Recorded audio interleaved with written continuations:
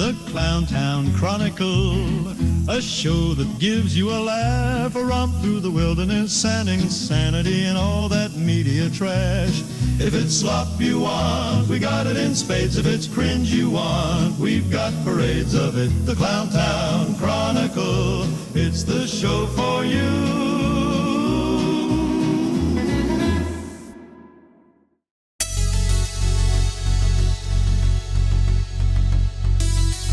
We are here to watch. White butt statue.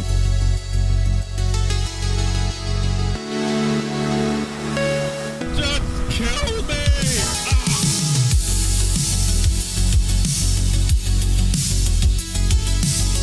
Did y'all have a nice Christmas? I know I did. Did you have a nice Christmas, Adam? Both of them were great. Two Christmases? Your mom lets you have 2 Christmases, Adam? Only when she's out of town. Ah. I see. So what'd you get? Did you get anything cool? I got so much cool stuff, I wouldn't even know where to start. Well, what's the coolest thing? Shoot. Somebody got me a piano bench, but they refinished it. So it's like an antique piano bench. I don't have a piano yet, but now I need to get one. I think the coolest detail is, since I like to pick locks, they somehow managed to put like old photographs of locks all over the seat. That's awesome. So you got the bench and now you have to get the piano. I do. Hadn't planned on it, but what is a bench without a piano? But a ship without a sail. Right. Exactly. You have been tricked into the classic trap of now you must have an upright piano to play like drunken sailor songs with at every party. Yeah. I mean, there's worse things to get tricked into. Right?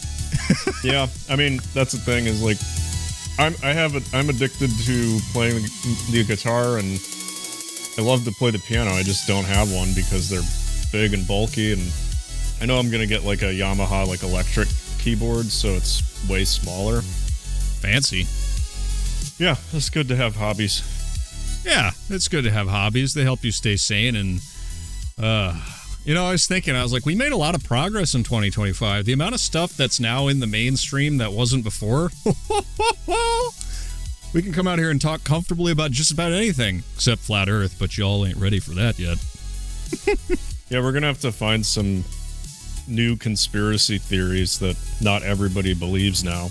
I know, that's the thing. Is like, flat Earth is such a good one. I'm just kidding about the flat Earth stuff, somewhat. I thought you were like a donut Earth guy. Yes, I am a donut Earth realist. That's how I identify, as a donut Earth realist. Just getting repeatedly dunked on by the elites and globalists and that sort of thing. So just the flat earthers would call you a donut head?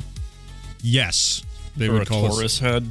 You know what? I can't believe we never watched Sam Hyde's interview with Dave Weiss. Oh, I watched it. I mean on the show. Like, doesn't that feel like one that we should have watched? I think we would just get steamrolled by Sam Hyde's chaotic energy. This is true. This is true. You got a Sam Hyde themed gift for somebody this year, didn't you? Yeah, I put a picture of it in the Telegram. There's this horrible picture of Sam. I don't know what it's from, but I got a throw pillow with his face on it as like a gag gift, and yeah, it went over really well. I haven't seen a heart of ice melt that fast before. Well, I believe that particular picture of Sam Hyde is just a meme that's getting passed around iFunny for years. But of course, everybody knows that everybody cool who was on iFunny has now moved to Instagram. Have you heard this? No. I guess all the based memes are on Instagram now. Which is weird. It's weird to think about. That is surprising. Yeah. I don't know.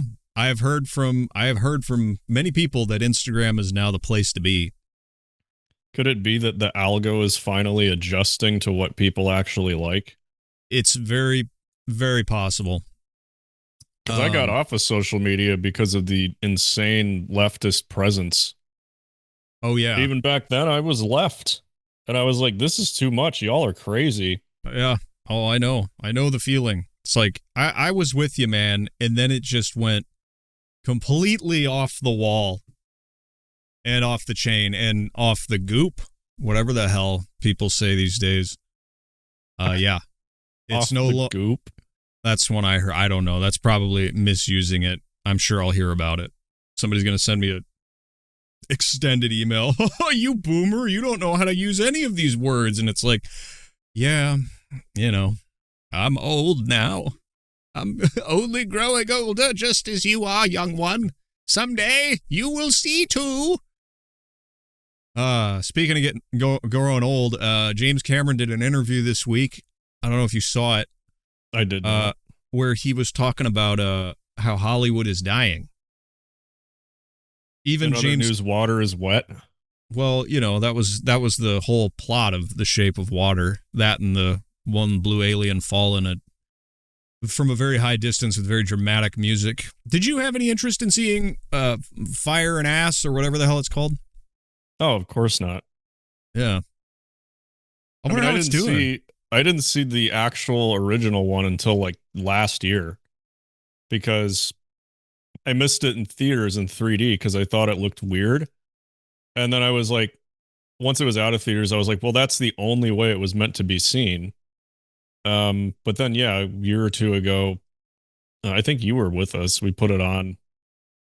It was, it was pretty ho-hum. The effects were probably amazing back in 2009, but I don't know. I read one really funny review. I think I sent it to you about Fire and Ash. It's not very often that a movie critic makes me laugh anymore. I'll see if I can find it. Really? Well, what was he saying? That's my question. I can't remember. I'll see if I can find it. It's really funny. Well, while you're on that, did you hear that they're making a movie for John Madden? This was mostly for Daniel, but he's still Christmasing right now, so he can't be here on the show.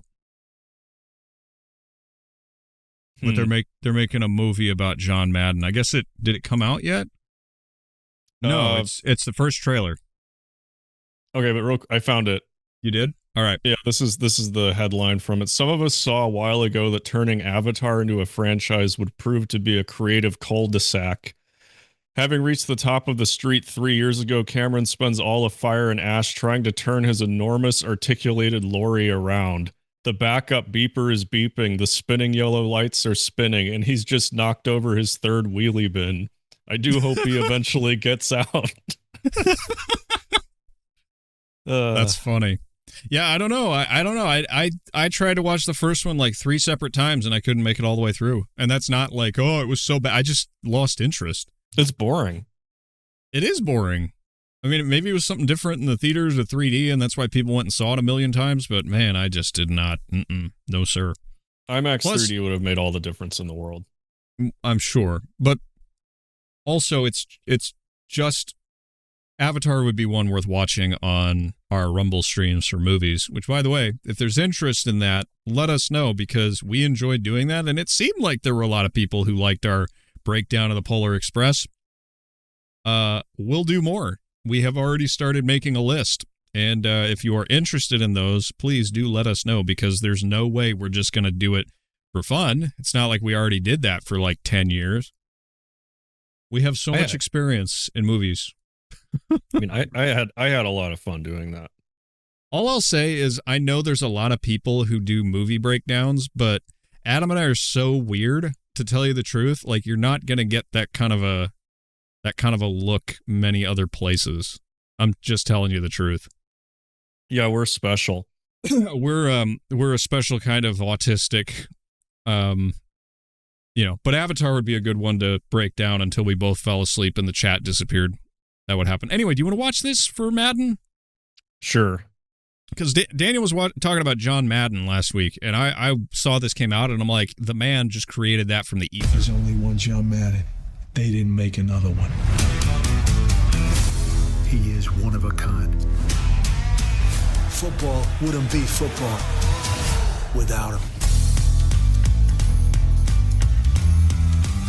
I have no idea where we are, who we are, where we're coming from, or who we're throwing to. Very interesting. Oh no, I'm out. Why? It's not Nicolas Cage in a fat suit. It's this Prime original. Oh. Very suspicious. You guys really screwed the pooch, Mr. Prime, Mr. Netflix. Everybody's tired of your crap now. Everybody's tired of it. Well, I mean, there's a whole range of normies who just watch anything. And that's fine. I mean, not sneering at people for enjoying things. Okay, Reddit. But I am sneering at how tarnished these brands are. Like, Netflix was the thing for years. It was like the cool thing. They had all the best movies. And then just gradually they just started paying attention to all the wrong things. It was no longer about entertainment. It was about political messaging and control for the powers that be. So I'm forgive me if I'm a little leery of the Prime original Madden starring Reddit star, Reddit favorite, Reddit star child, Nicolas Cage in a fat suit.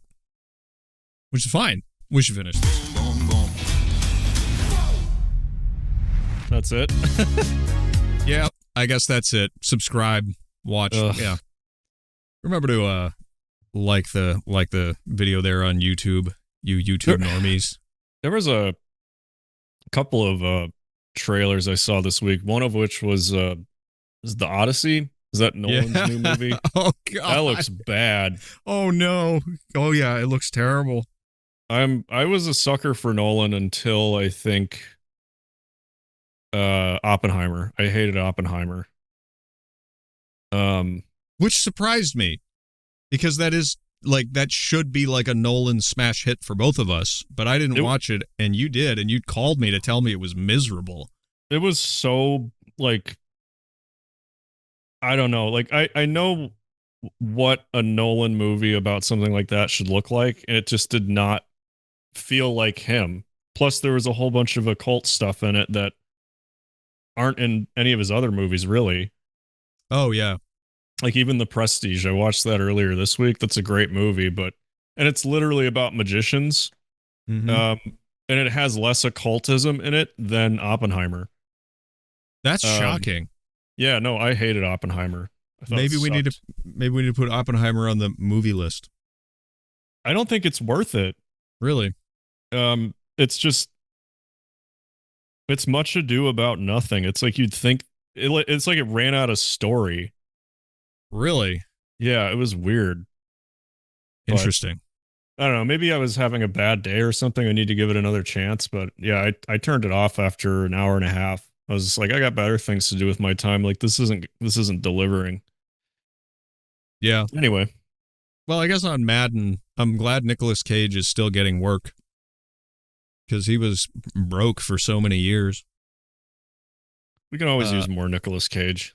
I mean, what do? They bring back the guy that everyone wanted more of, Nicolas Cage, Brendan Fraser. They stick him in a fat suit and bam, career remade. It's the new Forrest Gump routine. Except instead of being mentally deficient, you are just fat. I don't know anything about John Madden except for the video games. Oh yeah, he didn't like appear on the box art since like the 90s. Yeah. So yeah, I don't know how much Nicolas Cage is capturing his personality or anything like that, but I don't know. It's probably going to be fine.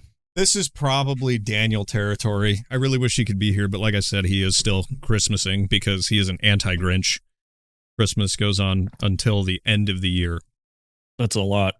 I know, but he is a very holly jolly fellow, and that's why we love him. A holly jolly Daniel.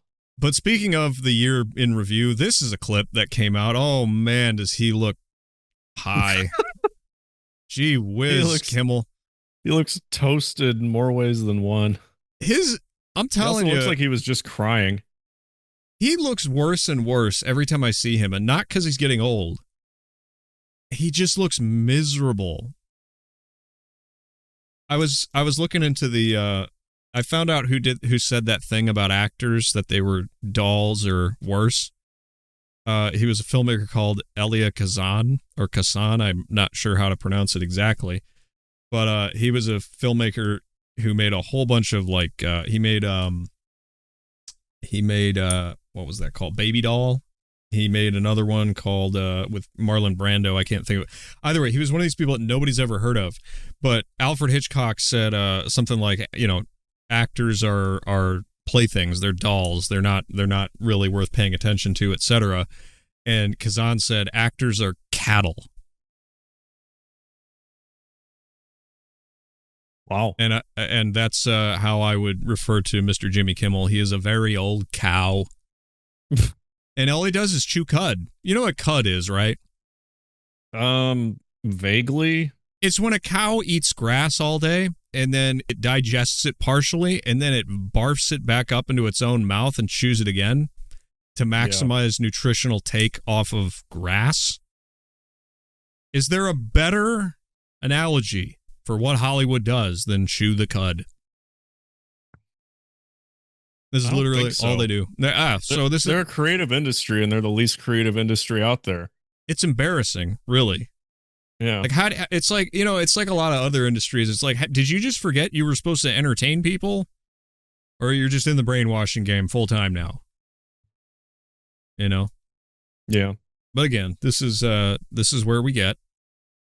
And he looks high as balls, and who can really blame him? I honestly have no. Oh, hang on. I got to turn him up. Oh, no. Let's play that again. Hold. I honestly have no idea what's going on over there. I do know what's going on over here, though. And I can tell you that from a fascism perspective. That music has to be generated by AI. It's like, they told the AI, they're like, we want Christmas and government in a theme. Listen to this. I honestly have no idea what's going on over there. I do know what's going on over here, though. And I can tell you that from a fascism. That's exactly what it sounds like. Yeah. So lazy. Let's hear his fascism standpoint. All right, let's hear from the fascism. Going on over here, though. And I can tell you that from a fascism perspective, this has been a really great year. Tyranny is booming over here. You may have read in your colorful newspapers, my country's president would like to shut me up because I don't adore him in the way he likes to be adored. The American government made a threat against me and the company I work for, and all of a sudden we're off the air. And because so many people spoke out, we came back. Our show came back stronger than ever. We won, the president lost, and now I'm back on the air every night. We are not bright. We're Americans. No one knows better than you. We're always just a little bit late to the game. But what is this? Why is he saying we're dumb? Trying to appeal to a more global market. Trying to appeal to a particular class of people who don't think that they're dumb. They're like, yes, I'm basically, these are people who are like, yeah, Europe is so much better than Americans. We're dumb. Yeah. I get it. Yeah, I don't get that. Like, I do. Well, I mean, I think it's abroad. It's kind of an assumption, especially in Europe, that Americans are stupid. But I think that's also just a lie that's propagated for one reason or another, because we aren't stupid. Like, some of the premier innovations in the world come from this country and have for hundreds of years. Yeah. So I think a more accurate description is that we're loud, which makes us seem dumb. Yeah. I've gotten that comment from working with Germans. Like, they don't think I'm dumb. They're just like, why are you so loud? Yeah, they think you're loud and they know you exaggerate automatically. Like the first time I went, or the only time I went to England, people got on me for using the word awesome about everything. Yeah. They're like, it's pretty good. And I'm like, no, like I meant to, it's awesome. He's like, it's not awesome. Like, okay, fair enough. So Americans exaggerate, we're loud and brash, but that's what makes us us. But this whole, we're dumb, haha. He's talking to another audience that's not everybody, right? He's not speaking to Americans. These people talk down to, I would say, I guess a safe way to say it is like working class people who they think are lesser than them. Like, oh, you're a Fox News watcher? You're dumber than me. And then the worst of all are the people who are like, well, I watch both. It's like, oh, so you're getting propagandized twice? Good Lord. I don't know. I've also heard the meme about Canadians being really nice. Yeah. I'm just like, I don't think they're particularly nice. Like, you'll find people who are just as quote unquote nice in the Midwest. I don't know. It's like every country has to have like its own meme or label or something for some reason. But yeah, don't let people tell you Americans are dumb. Yeah, I agree. It's stupid. I big agree with you, friend Adam of Podcast Show Internet Man. Jimmy Kimmel looks 3 sheets to the wind. That's why they have to keep cutting it. Almost definitely. Yeah, this is Hunger Games shit right here. And speaking of Hunger Games, did you hear about the Patriot Games?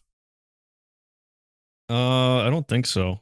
Trump's going to do like an Olympic-style competition between Americans called the Patriot Games, and everyone's like, oh my God, the Hunger Games! And literally every, like, libtard was posting, oh, it's the Hunger Games, it's the Hunger Games.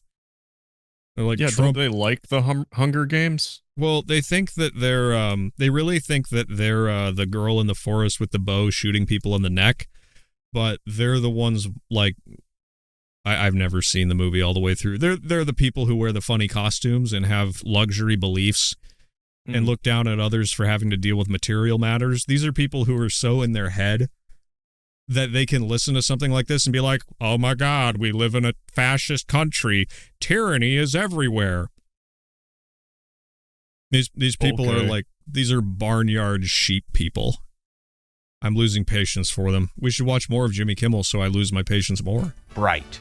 We're Americans. No one knows better than you. We're always just a little bit late to the game. But do we come through in the end? Maybe. Give us about 3 years, please. Thank you for your patience, and thank you for Spider-Man. Who's... What? Hang on. Who is he talking to? Thank you for Spider-Man. He went on UK TV to whine about Trump and fascism in America. From a fascism perspective... But wait, UK came up with Spider-Man? I missed something, man. I missed something. My media literacy is, or illiteracy is showing. Thank you for Spider-Man. What does that mean? Play it again. Please. Thank you for your patience, and thank you for Spider-Man. Thanking for Spider-Man. Oh, is that what he says? Thank you from Spider-Man? Thank you for your patience, and thank you for Spider-Man. He is drunk. What is he talking about? What? Spider-Man. Hang on. I'm going to look it up. Jimmy Kimmel, all caps, Spider-Man. What does this mean? Was Jimmy Kimmel in Spider-Man? Jimmy Kimmel played himself in an exclusive scene in Far From Home. That's a long time ago. I have no idea what he's talking about. Like I said, my media illiteracy is showing right now. I'm so embarrassed. What a sad sap. Well, this is all of them now, man. I mean, this isn't the one I want to do yet. Hang on. Let me pull up the right clip here. That's amazing. I've got someone named... Oh, did I close it? Maybe I did. Hang on. I get it. I'll get it because I had to take a classic liberal take. Because people who watch this really do believe, like, everything this guy says. I don't know if this is a new clip or not, but it doesn't have to be, right? This guy brands himself as dumb Southerner. Again, playing into a stereotype of we're idiots. Nothing to add there, but here we go. Let's face it, I'm never going to have Christmas again with my family. So all I want for Christmas this year is for them to at least admit that the reason we are never having Christmas together again is not because I verbally abused them by talking about how Donald Trump is a racist and defended that statement to my parents, who then took that as you're calling us racist because we believe those same things. That's a you problem. I never called you racist, but if you want to identify with what I'm telling you is racism, that's your choice. I never said that about you. So if we're going to go on our 6th year of not having Christmas, our 6th year of you not seeing one of my 2 kids since he turned 1, and never having even met your other grandchild, then let's at least do it on honest terms. Just fucking admit that you're a racist piece of shit, and that the reason we're not ever spending Christmas together again is because you're a racist piece of shit who I'm not going to let my kids grow up around thinking that we agree with your behavior by celebrating a holiday with you. Okay. What a guy. What a guy. He's getting all kinds of likes. The hug box is rewarding this man for talking about things like this because this is the idea, right? Mm-hmm. He'll post this and every bot available will like it. And everybody else who has a brain is looking at this guy like, are you kidding? Well, I mean, his argument was basically, by association, them voting a certain way automatically means that they're racists. Yeah. And that means that he's writing them off until they renounce their racism of voting for a certain candidate. I know. Good Lord. Yeah, so the sensible part of politics and sensible people are over this. 2025 was it. It was kind of the final nail in the coffin for paying attention to anything like this, quite frankly. I don't even take this seriously. Well, I don't even. I haven't taken this seriously for a very long time. When I hear this kind of thing, I just roll my eyes. Because it's like, oh, you're a goldfish. You're an animal creature. You're cattle. You just believe everything, and you're going to destroy your family's Christmas for 6 years in a row because you can't get over a little bit of racism. Even if it's real, I don't even believe him that his family's racist. I believe that he's just, ass mad that he lost an election and he still hasn't gotten over it. But even if his family was like the KKK, well, okay, that's a little far. But like, even if they were like a little bit like NASCAR American racist, who gives a shit? You're like 35, man. Maybe 40. Grow some balls. What is wrong with you? You can't put up with a little racism. You can't let your kids be exposed to a little bit of that because that's out there. What world are you living in? These people are Bubble Boy. This is Bubble Boy. He's proud of it. Like, yeah, I don't know. I mean, part of being a family is like learning to overcome differences, right? Like, I'm not going to sit here and say that the differences he's dealing with are surmountable, but I just see a guy who wants to put forth no effort to try and fix it. Right. And also, think of the again, learning experience for your kids. Like, everybody's got a grandmother, grandpa, great grandpa, or whatever, who's still got some of the old school like racist nerves in his brain, right? Like, I know a few of them where they just say stuff where even I'm like, is that necessary? But that doesn't mean I'm just gonna like write them off because they're from a different time. Right. But I mean, this is what I'm saying. This is disconnection. This is Scientology stuff, right? You're a suppressive person. You're a racist person. I have to disconnect from you. Well, I think I was thinking about this a little bit yesterday, was the psychological cost of the lockdowns and how that coincided with this hyperfixation on racist issues. It was kind of like the perfect melting pot to basically destroy society's like ability to get along and socialize, because it was encouraged to disconnect. Right. So I think this is kind of an extension of that, where he's treating family members the same way that some people would have treated everybody during COVID. Yeah. Does that make sense? Like, I think just in general, people have like forgotten how to communicate, or at least their social abilities are severely damaged by the lockdowns and then all of the political stuff firing off. Like, I think in the old days, people would be able to get over differences a lot faster just by looking for commonalities. Yeah. The intense pressure and heat of 2020 was like putting a clay sculpture in a kiln. This guy's going to be like this for the rest of his life. And that's really sad, man. Because this really started with like the Obama years, honestly. Oh, definitely. Yeah, definitely. Like not just the focus on racism, but the focus on splitting people up and making sure people forget how to work together. It's like all this stuff with the Epstein list and everything coming out, and people are like, well, wake me up when, somebody's thrown in jail. It's like we're all so disconnected from each other that the government is not afraid of its own citizens in any capacity. Right. Like, we could literally not form enough connections because everybody's so compartmentalized to actually make a difference, I don't think. Like, I don't know, maybe I'm wrong, but I was just thinking about that while I was walking the dog. I was like, so what would it look like if we just all stood up together and said, no, this isn't how it's going to be?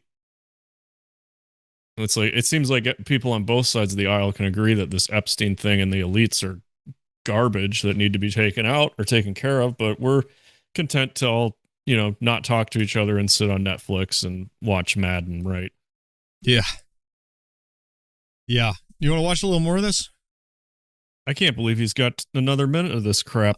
I know. I labeled this clip a certain way. I want to see if it's correct, because I just have to see where it goes here. Other liberals can do that with their red hat MAGA family and imply that they love and accept them despite their super shitty beliefs and behavior. That's a them problem. I completely disagree with it. I think they shouldn't be doing that. But hey, to each their own. So at least if we're not going to spend Christmas together ever again, let's do it on honest terms that I am choosing not to be around you, not that you have said that I verbally abused you by simply defending my statement that Donald Trump is racist, and you took that as an attack on yourselves. That is a you problem. You could do so much better by simply reading one single book and just simply getting it out of your head. That what books, I wonder?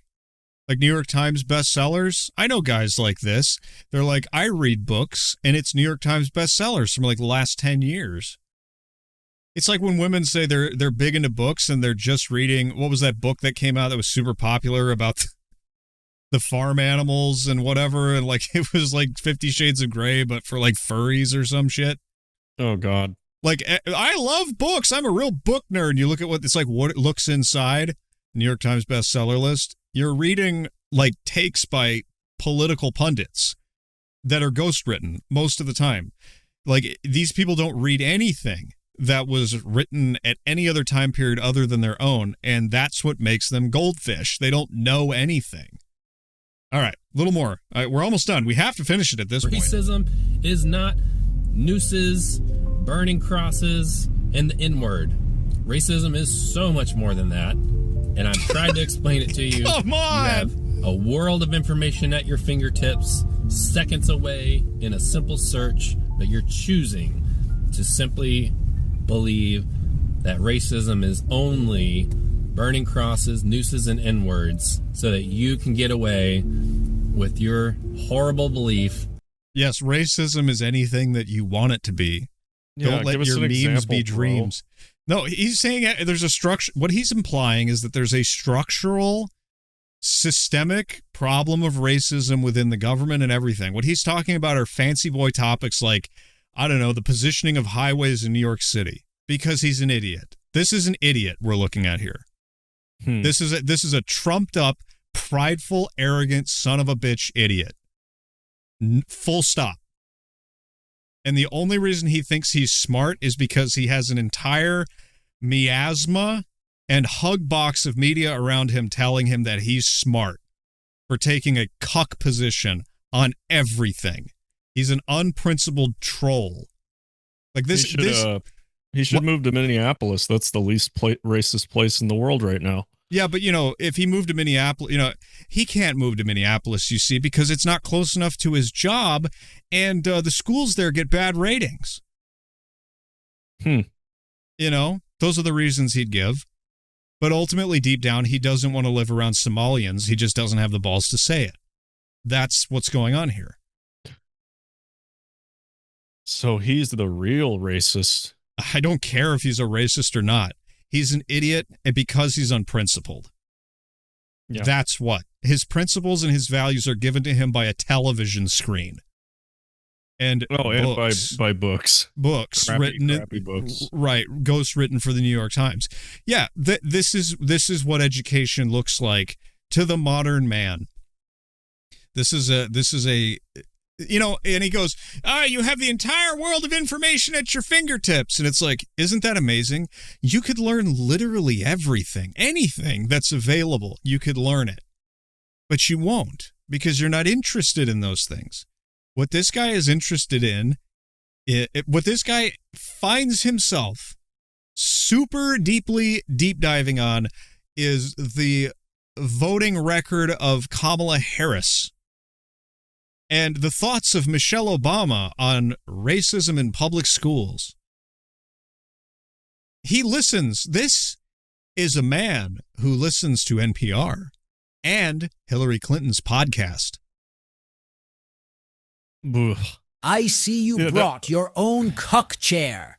Yes. I think also just that we have all this information a click away. It's like, are you forgetting that all the algos are predetermining what you're gonna see in your searches?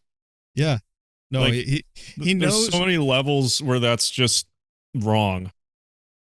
Yes. It's like what I do with all the information at my fingertips when I'm bored is I go on Wikipedia and I read about birds.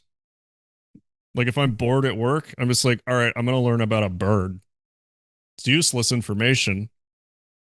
But that's what I seek out for just for an example, like how the internet, yeah, sure, it's all there, but you're only going to go down certain paths.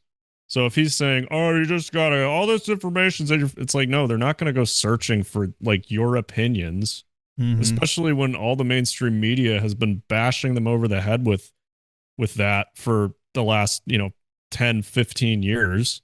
We've heard it. Yeah, well, he's brainwashed, man. What he doesn't realize that, just to talk about the informational food chain, he's chewing the cud that Jimmy Kimmel already chewed for him. Right. This man has no actual awareness of anything that's going on. And I'm not saying that I'm super smart, man, but at a certain point in my search for truth, I wasn't satisfied with Michelle Obama's cookbook. I wasn't satisfied with reading all of these or watching all these. I was like, what's behind it? What's behind it? What's the psychology that motivates people to do harm to their fellow citizens? I wanted to know, what the cult was that Hollywood was in. And it turns out that when you learn it, it's not just conspiracy theory. It actually makes sense. And it explains things well. I think one thing that's interesting about people like this is they assume everybody agrees with them. Yeah. Except for, that's the thing, is they'll start spouting off in group settings and just be like, oh, everybody must agree with me, otherwise they're evil. And it's like when, especially working in a corporate office when people start spurging out about leftist politics just in the middle of a diverse group of people, and like half the group is quiet while this person just goes off. Yeah. It's like, well, I mean, a lot of us have been programmed like, well, you can't resist this thought pattern, otherwise that automatically means you're a Nazi. Right. Even by asking basic questions, that person's automatically going to like label you as the worst thing that ever existed. Right. Because they have no sense of nuance in their brains at all. Right. Anyway. Do you want to finish it? Let's let him finish. All right. Let's hear the denouement of this intellectual tirade. That people from the southern border with brown skin are the problem, but we want the white-skinned people from Sweden and Norway. So it's not an immigrant problem. We want immigrants. We just want the light-skinned ones. Nobody says that. Nobody says that. Nobody ever said that. And I think the position of the American right now is we don't want anybody. We don't want any Euro cucks. We don't want any Canadians. We don't want anybody. We got enough freaking people. Turn it off. But he's over here like, yeah, we want immigrants, but we only want Nazis, like Operation Paperclip. And he's like, oh, that's a conspiracy theory. Maybe I better check NPR and see if they have anything about Operation Paperclip. I think one of the more frustrating things about that statement, too, is he's so fixated on aesthetics. I don't think Americans would give a shit whether or not people south of the border had lighter skin, but they produced, like, that's the thing is when he says, oh, we want the Norwegian, Scandinavian, whatever, it's like, well, yeah, that society is more compatible with what America has been for a long time. You know, it's like, I think any American would happily take, 100 hardworking Mexicans over Somalians any day, because even that culture is more compatible with what we've got going on here. Yes. I don't think it doesn't matter a bit what they look like. Right, but you have to understand what he thinks. So he thinks racism is this thing that floats over everything and controls everything. But he also thinks that racists just don't like a color. Yeah. He actually believes that. There's a big difference between functionally preferring a certain amount or a certain group of immigrants, people who are like qualified, who are proven that they're going to bring value by joining your country. There's a big difference between that and people like the KKK. There's a huge difference. Yeah. Well, but this is what, because he knows nothing about it and lives in a hug box, he really believes that the people out there who are uncomfortable with bringing in everyone from all over the planet, he just thinks he literally thinks they don't like the color of their skin. Are you crazy? This man, terminally online. Let's finish it. We're almost there. That's a you problem. Be honest with it. Be proud of it. Trump has given you permission to be loud and proud in public with your extremely racist, shitty beliefs and behavior. So just own it. Let's just have an honest Christmas this year. Is that so much to ask? One more time for the people in the back. You're a racist piece of shit. We don't fuck with that. It could be called, you could call it a religion of religions. Bloody peasant! Yeah, that's a peasant. That's a peasant. That just got worse. Yeah. Yeah. Boy, oh boy. How about a lighter one? How about some slop? We like slop around here. Don't we like slop? Jersey Mike's is definitely slop. Yeah, it's slop on a bun or a hoagie or whatever the hell. It's a slop on a hoagie. This is what we're getting. While this guy's out here lecturing us about what racism actually is, because he figured it out while driving home from work or whatever. Over here we've got bigger problems, of course. Jersey Mike's is letting us down again. Are you rolling? Now these chips feel exceptionally light. As you can see, have not been opened. Just did a pickup from Jersey Mike's, but it feels a little light. So we're gonna open these on camera. No AI. See what we got. Let's check the portion. Wait, I'm not touching them. They're not mine. That's your portion. Wait, can we put like a He got 6 chips from Jersey Mike's. That's pretty bad. You know, like I said, bigger problems to worry about, man. We got bigger problems. Like that racism stuff, that is a midwit, middle class, I don't think about anything because I'm not feeling any pain problem. Yeah. This is the working man's problem. Those are his chips, and he paid for them. He probably paid at least $1 for that bag. And he got 6. I bet he paid $2.50 for 6 chips. Ridiculous. And this is what's crazy about midwits being where they are, is they can't connect anything to anything. They have to have an NPR host or whatever tell them how things are connected. But they can't look at a bag of chips that has 6 chips in it and say, perhaps there's more to this story. They just go, I'm getting ripped off. This is the problem. Right here. This is 90% of America's problems right now. 6 chips from Miss Vicky. Yeah, I mean, I think a lot of this too is like, we don't want to do the work that would make everything better because it requires risk. Right. Like just an example of like what we're looking at here with this bag of 6 chips that probably cost $2.50 on top of a $10, $12 sub. I started looking into like replacing piping in a shower because my faucet's leaking. And I'm not like a particularly handy guy, but as a homeowner, I'm like, I need to figure out and learn how to do all this stuff. And so I start looking into it. Oh, it's not just the faucet leaking when you take the escutcheon or whatever they call it off the wall and you see what's behind it. Oh, all the piping and stuff back there is 30, 40 years old and needs to be entirely replaced, which means I'm going to have to rip out a shower wall so I can actually access it. And it turns out it's a whole much bigger headache than I want to look at. Like, I don't even know where to start. I'm just like, do I just like put a crowbar through the wall or like, what do I do?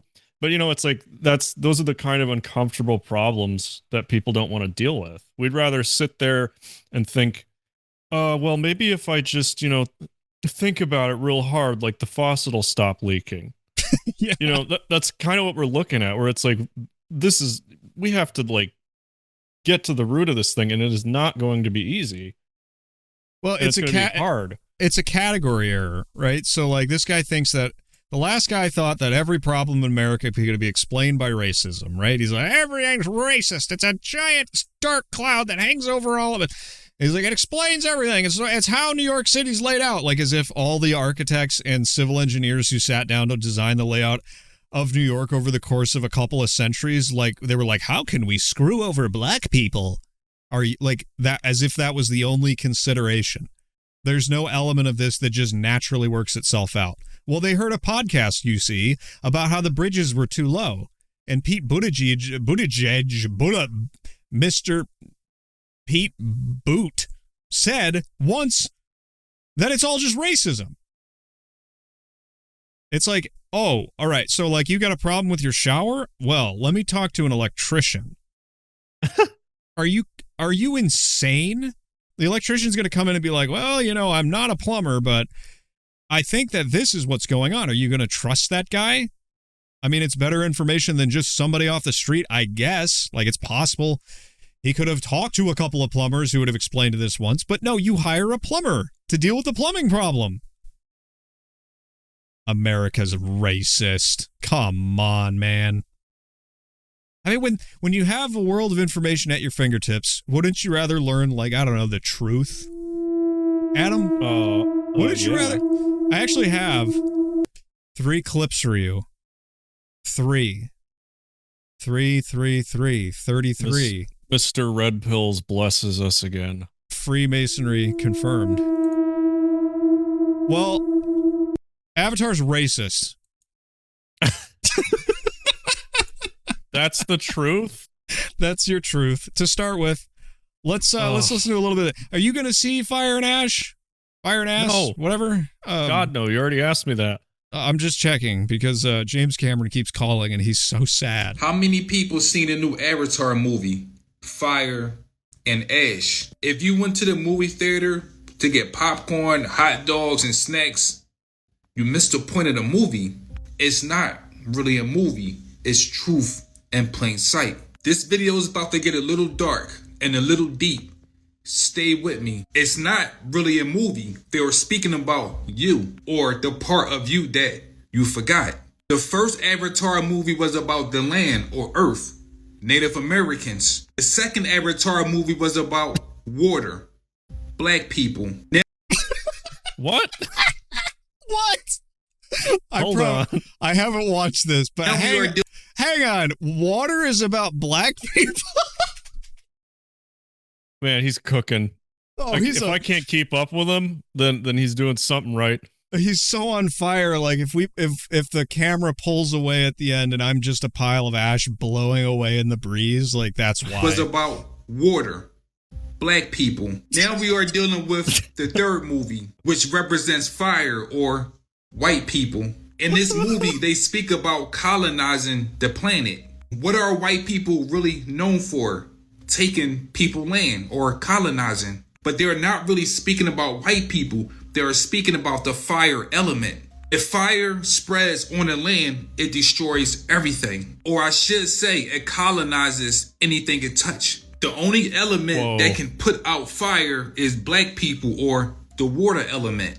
Avatar planet is named Pandora. But did you know that our planet was once Pangea? Pangea, oh my God. Pandora, kind of the same word. This is a powerful revelation. This is amazing. Oh, this is a good one, isn't it? Wait, okay, let's try and figure out his logic here. Okay, so Native Americans are earth. Yeah. Black people are water. Uh-huh. White people are fire, and apparently I think Asian people are air, is what we were seeing. I don't know. Do you think he'll get to Asians, or do they just not exist? They're not an I don't element? think he's going to explain this at all. Oh, wait, yeah, air. Asian people are air. It's right here. You see, he has an AI drawing. Have you ever heard races being tied to elements? No. I've never heard that. I guess the weirdest thing I've heard about race was the box saga from Crow 777. But I don't remember anything about elements being tied to races. You remember the box saga? No. Oh, that was insane. That was a trip, let me tell you what. I can't even begin to explain what it was about, but it was like a creation myth that explained the races on the planet a little bit, but it wasn't anything about this. Hang on, I want to hear how Asian people are related to the air. Pangea, Pandora, kind of the same word. I'm pretty sure the fourth movie will be about air or the Asian people. This planet was once Pangea when all the continents was together. No separation, just a little bit of land and a whole lot of water. That's why you will hear some people say that black people was here before anybody else. That's true, because water always been here. These Hollywood movie producers and directors, they are telling you the real spiritual battle. They are telling you how you forgot your real form. We think that we are just the body. No, we are the avatars of the real elements. We are not really going to war. Wait, so we're fire? So wait, so what does that make Hispanics? Hispanics are native and like Spaniard, white, something like that, right? Mm-hmm. Some kind of admixture. So they're like fire dirt fire. Gunpowder. It's all coming together. The elements are going to war. If you want to tap back into your element, go stand outside in rain and get your memories back. So wait, we need to stand in fire, right? Is he telling white people to burn themselves? If you're following this, I don't know what to tell you. I lost him. You lost him? I lost him. I don't know how it could be clearer. If you want to know more about the planet, go take your shoes off and walk on the soil. If you want to find your purpose in life, go burn a candle and sit in front of the fire flame. If you want to know, damn, is that why the fire flame? The fire flame, is that why white people like campfires so much? Is that why we like scented candles? Okay, it's all coming together, man. I'm feeling Asian it. people, they love incense. Yeah. They do. The Asian people are known very much for their airy qualities. This is nuts. This is great. more about spirituality, go outside and breathe in and breathe out. Let the oxygen activate your pineal gland. Yeah, everybody, to activate your pineal gland, just go out and breathe really hard. When you pass out, all that, it's part of the process. It's part of activating your pineal gland. That's how you do it. Mm-hmm. So 7 seconds. Fifth Avatar movie will be about ether. That's when all elements come back together. Let's be real. There's probably something to that. Because the first movie was very much about land. The second one was about, shape of water or whatever. And then the third one was about fire. So he's probably onto something there. But everything else, oh my gosh. I can't blame a man for trying, though. You know what? It's a nice try. This is why I love this guy. All right. This one's called Watch the Wives. This is another truth for you because I know you love this. I love Mark Zuckerberg. I know you love Mark Zuckerberg. Mark Zuckerberg's wife, Phil Collins' wife, Barack Obama's wife, Netanyahu's wife. I'm sorry. I didn't realize this had a song with it. I should have listened to this. How about we just mute it and let's just go through this together. They're saying that all of these women are men. So we should rate these people on a manliness scale. Yeah. Okay. All right. How about Mark Zuckerberg's wife? What would you give this fine specimen? A 5 out of 10 on the masculine scale. What's the scale? Is it like I don't know. The higher the number, the more likely it's a dude. How about 5 Miller High Lifes and a hot dog? Out of 10? Is that manly enough, or do we need to get manlier? Don't overcomplicate this. All right, okay, so 5. She got a 5. All right. This is Phil Collins' wife. Is that a dude? That's some serious eyebrows. Yeah, I don't know. Obviously Michelle Obama. Yeah. Definitely a dude. Yeah, that's been settled, Mr. Alex Jones. Mr. Alex Jones did that for us. Netanyahu's wife, is that a dude? That's just a Wisconsinite. I was gonna say that just looks like any 50-year-old woman from Wisconsin. Bill Gates' wife, I don't know, man. I don't know. I think some of these are just bad pictures. Jeff I get Bezos. it. Oh, wow. Let's be real. When Jeff got married to his first wife, he didn't think he could do any better. He was a bald bookseller in a garage. And here's his second wife. That's definitely, you know what? It's a piece of plastic. Yeah. George Bush, well, Candace Owens resolved the Macron mystery. Oh, did she? Are we just, it's definitely, all right, I've lost interest. This is retarded. I apologize. How about Patrick Stewart was gay? Why would you? That's what they showed. You thought Patrick Stewart was gay? I was pretty sure. I guess I thought so too, a little bit. I don't know. I don't really care. Anyway. What? That's it. Oh, he's not gay. Wow, where the hell did that come from? What, this? No, just why did I think he was gay? Oh, I'm thinking of Ian McKellen, or Yeah. the guy who plays Gandalf. Right. That has to be it. That has to be it. All right, last truth for you. I think we've played this one before. Do you remember the gum truth?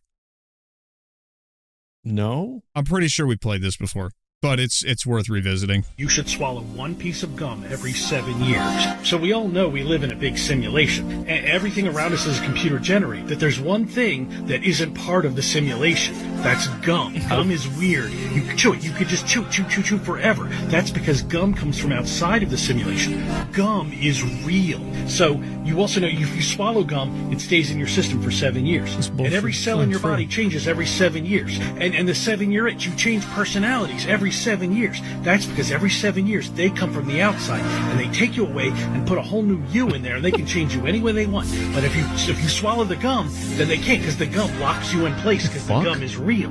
Gum is their weakness. Swallow one piece every 7 years. Any more than that, you might get a stomach ache, but one piece every... What the fuck? Yeah. Oh. Gum. Yep. Swallow your gum. Do it once every 7 years. Oh, that was some good truth. I haven't seen truth that good in a while. It's been a while since we've done a truth that good. I love the truth. I love the truth segment. It's one of my favorite things that we do here on the Clowntown Chronicle. You know what the other favorite thing that we do is? My other favorite thing? Buttons? It's donations. Ah. Now, I know I played a little jingle at the beginning there. I figured out the secret to making AI songs, by the way. What's that? It's quite simple. Write your own lyrics. They sound about twice as good when you write your own lyrics. I guess if you're a halfway decent writer.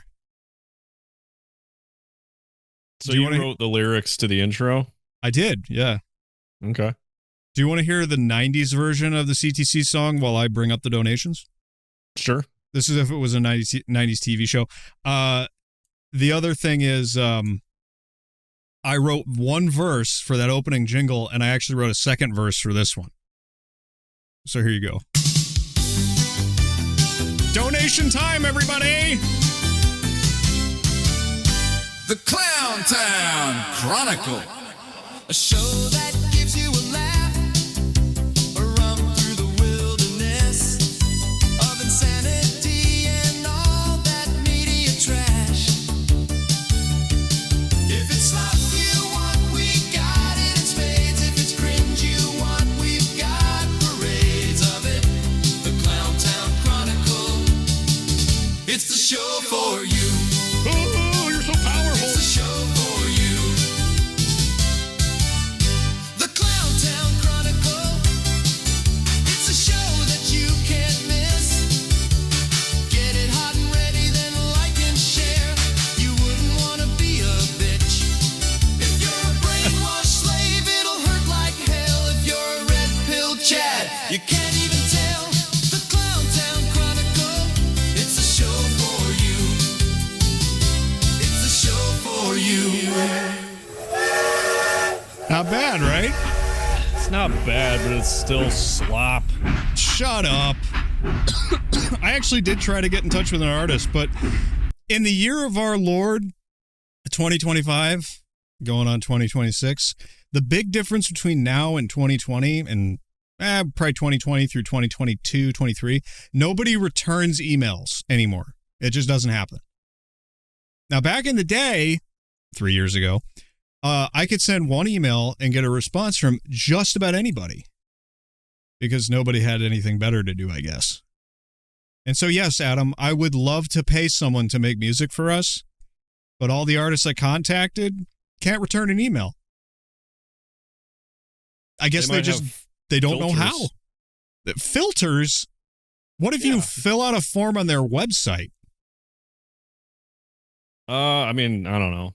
Maybe they get a lot of fan letters. But I mean, I don't know. There, there's so many friggin' scams out there. I wouldn't blame anybody for just not clicking on an email that they don't recognize. Oh, even if you have an email form on your site for commissions? Well, I feel what like are you saying in this email? Hello, sir. I would like to commission you to make a theme song for my show, The Clowntown Chronicle. Please let me know your rates, and we'll discuss. Thank you. What I mean, what are people so afraid of? What is going on here? I can't get guests to respond. People who have smaller shows than us. I can't get artists to respond to make us a song. What is going on? Am I shadow banned from email? No, it's because nobody else is swallowing a piece of gum, and therefore they get filtered out themselves. So these people that you're emailing just don't exist anymore. You're right. You're right. You know what they did? The reason they don't email us back is because they watched the Polar Express stream and they're like, these guys they're in too deep. I can't work with them. I can't, they know too much. But it's shocking. It's like the only person that I've been in contact with who's a podcaster who I've been trying to get in touch with is Pete. Pete's the only one who answered, and he has like a show that's 10 times bigger than any of these people. So I don't know what the hell's going on, but all of them, I guess, are a bunch of prima donnas who think that, oh, I cannot be burdened by your chaff. Please contact me again when you have 10,000 subscribers. Well, remember to like the show. If you're not going to donate, what were you going to say? I was just going to say, when we have millions of subscribers, we can email these people again and tell them, hey, you missed a big opportunity. Well, no, it's like, is it working now? Is it working now? Oh, yes, Mr. Clowntown, sir. Yes, well, we'd love to do a crossover, and that's when I go and say nothing. Oh, sorry, I'm too big to answer an email. I'm a big, important podcaster. Are you kidding? There used to be like a network. I sent Sam Tripoli one email I got on Tinfoil Hat. I never paid Sam $1. I never sent him a donation. I never bought a shirt. I just emailed him and said, we should probably talk. There's some cool shit I know. And he said, come on the show. Sam Tripoli. And all these stupid people out here, look, I have 100 subscribers. I couldn't possibly talk to you. Every single one of them. It's infuriating. It's like, what is wrong with you? The network of podcasters must flourish. Do your part. Maybe if you're looking for a theme song, you need to find a obviously red-pilled type person. Like maybe you could, I don't know, who's the flat earth musician? You could email him, or you could email Akira the Dawn. Are you kidding? Akira the Dawn. Come on. What? He does music all the time for No Agenda. That's No Agenda. We don't have nearly the subscribers or donors of No Agenda, Adam. We're just never going to make it. We're just too small. No one cares about the show anymore. We should just give up. I'm just kidding. All right, let's get into donations. We missed one last week from Tom because we had to record at an unusual time. He sends 1110. He said, I missed last week's donation. Presumably you recorded on Friday and I was late. So here is double. Merry Christmas, brothers, and fuck Lithuania twice. You got it. Yeah. Let's see here. No button requests for that, so I'm just gonna pick one. We are so broke. And then he sends 555 this week. He says, I am here to watch. Excuse me, Roger. We're independent thinkers. Roger. We are here to watch. Roger.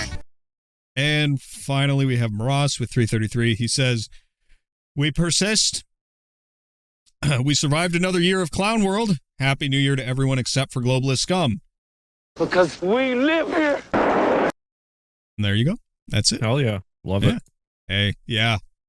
I was joking with Miss Producer today. I'm like, I don't know how we did it, but we somehow convinced Bros to give every week, and I'm so happy. I'm so happy.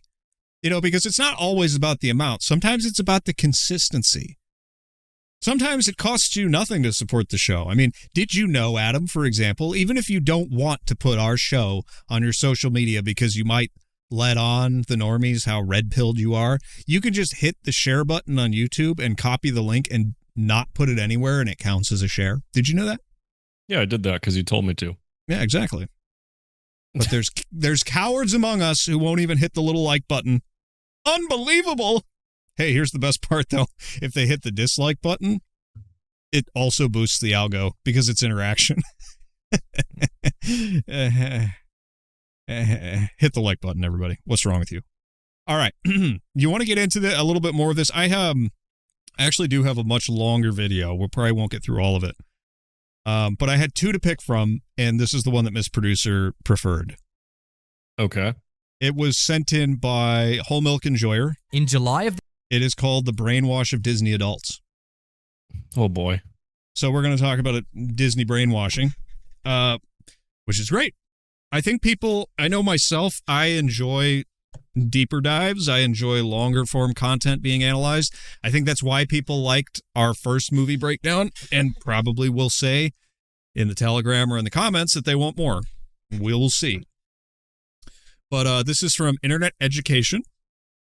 And I played about 5 seconds of it, and Miss Producer was like, no spoilers. This sounds so interesting. Wow. Okay. Yeah, let's do it. In July of this year, a woman spent $35,000 on a 10-day Disney vacation and posted about it online, but refused to show her face on camera. And I'm just asking, like, Disney adults how much they paid for their Disney vacation. About $35,000. $35,000, wow. She is what people refer to as a Disney adult who devotes their entire life to the Walt Disney Company. But our $35,000 woman isn't alone. Now, why is this important, Adam? Does she know the difference between 3,500 and 35,000? And where do these yahoos get all this money? I don't know. Okay. I don't know. But why is it important to examine the Disney adult? Let me ask you.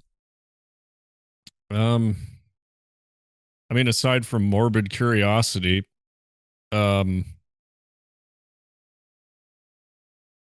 think just from a psychological standpoint, it'd be interesting to know how people get turned into these creatures by a brand. Right, because there's some shock value to this, of course. Uh-huh. But from our point of view, we sort of see everything as like kind of culty, right?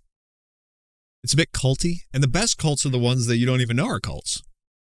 No, there's no religious element to the new Disney, right? Let's find out. Hundreds of men and women across the country are pledging their life to Disney, defending them, and going into debt for the corporation. We've had Disney passes for 8 years. You can't afford anything. I love Disney. Which is fine. It's part of my childhood. Like, I always Congratulations, turn wanted on to the go. Disney Channel.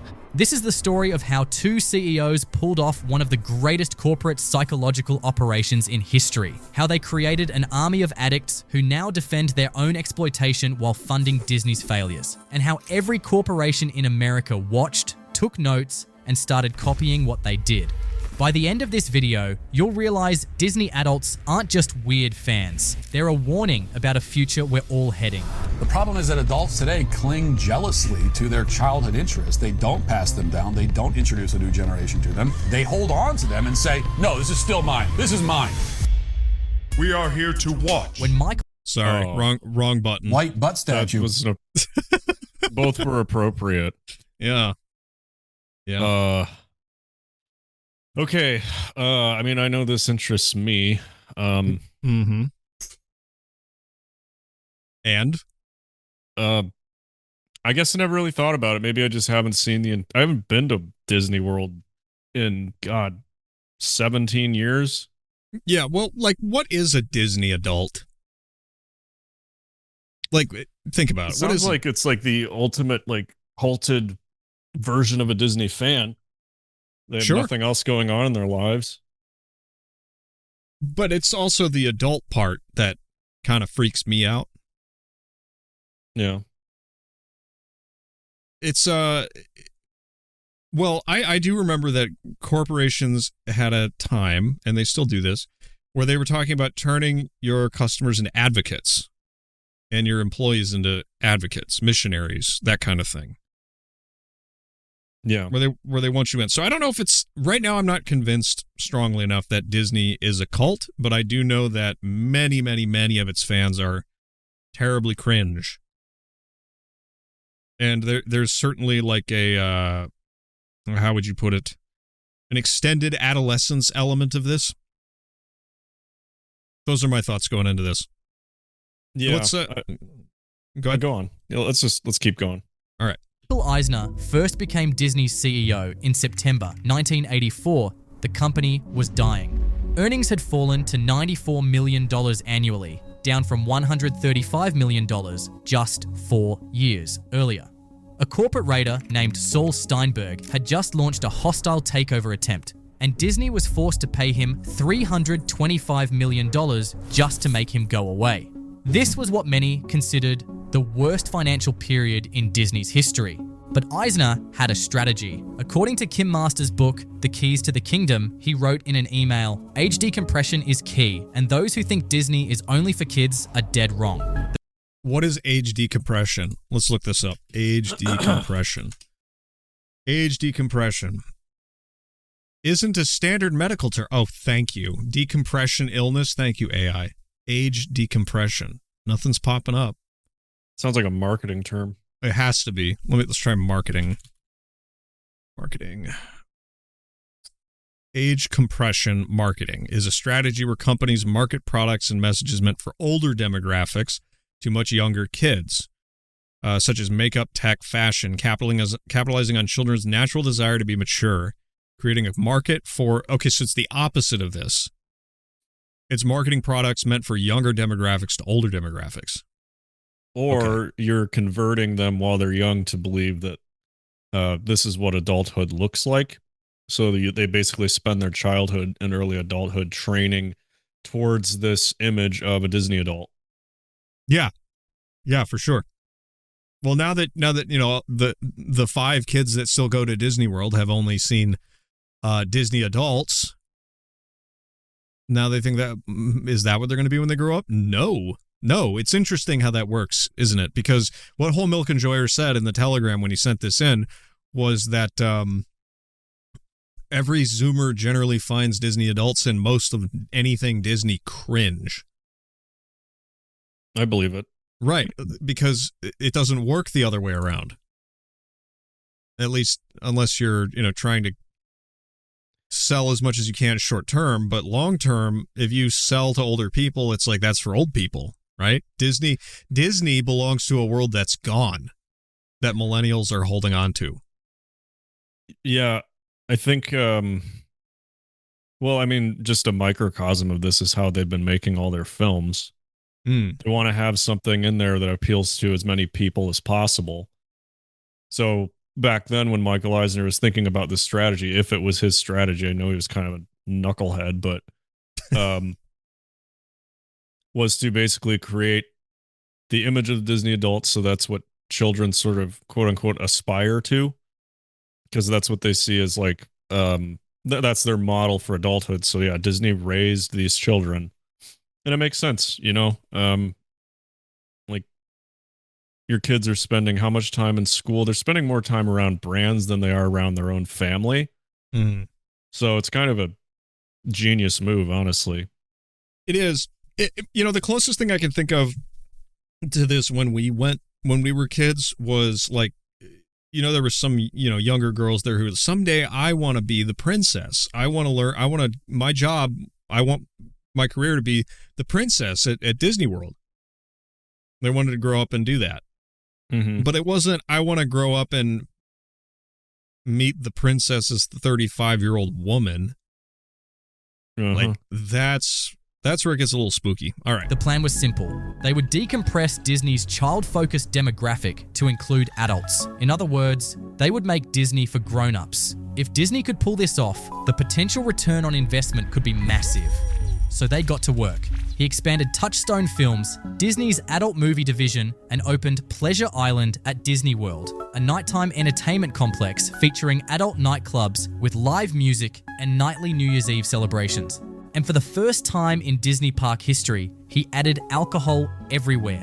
Epcot Center opened in 1982 with alcohol available throughout World Showcase. Eisner basically wanted to turn grown-ups into Disney-loving, obsessed kids again. And Eisner launched another brand called Hollywood Pictures, which allowed them to further expand Disney's output, release even more films aimed at teens and adults, and increase the studio's overall market share. But there was just one fatal flaw in his plan. The adults at that time still acted like adults. They grew up and moved on to other things. They didn't stay children forever, neither did they want to. Unfortunately, Eisner did not get to finish his plans before shareholders lost faith in him. By 2003, the shareholders had had enough. Roy E. Disney, Walt's nephew, resigned from the board and launched SaveDisney.com in December. At Disney's annual shareholders meeting in March 2004, something unprecedented happened.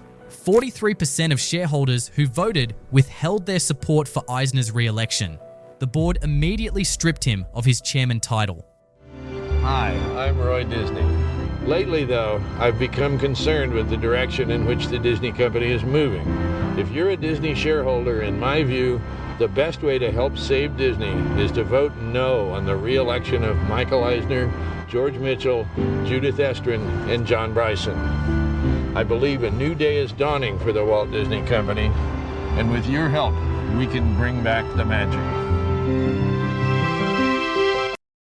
Yeah, people were getting kind of cagey about this idea of like, it's gotta be about adults now. They didn't have faith. How wrong they were.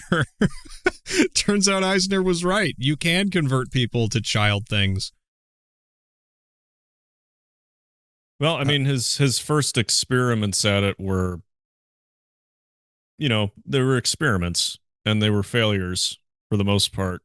But I think it still demonstrated to the company that we can make this brand for an even larger demographic. Like I think that's one of the things I remember about going to Disney World or any Disney products in general. Like there's always something for adults. Which is, even if it's like coded jokes or I don't know, like when you take a kid to like Walt Disney World, it's not like you're taking them to Chuck E. Cheese, right? There's things that you can do as an adult. Mm-hmm. While your kids are doing things that are designed for kids. So it's like it feels really evil. I think taking it to the level of like creating Disney adults, that's really insidious. But I think it just kind of came from like a point of view of like, well, we might as well generate value for these other people that are at the park supporting the children that are there. Well, children don't have any money and nobody has any children. This is the thing. Disney is heavily reliant on children coming through those gates, or was anyway. But now that nobody's having any kids anymore, who are they going to attract? And I don't mean nobody's having kids, but I mean like the demographic problem is very serious. Yeah, well, I mean, Disney's business model depended on families that had money. Right. Expendable income, and those don't exist anymore unless you're single and you're keeping it all for yourself. Right.